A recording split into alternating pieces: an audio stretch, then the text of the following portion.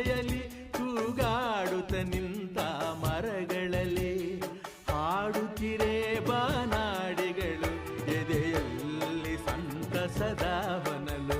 ಇದು ವನ್ಯ ಮೃಗಗಳ ಲೋಕವೋ, ಈ ಭೂಮಿಗೆ ಇಳಿದ ನಾಕವೋ. ಓಹೋ,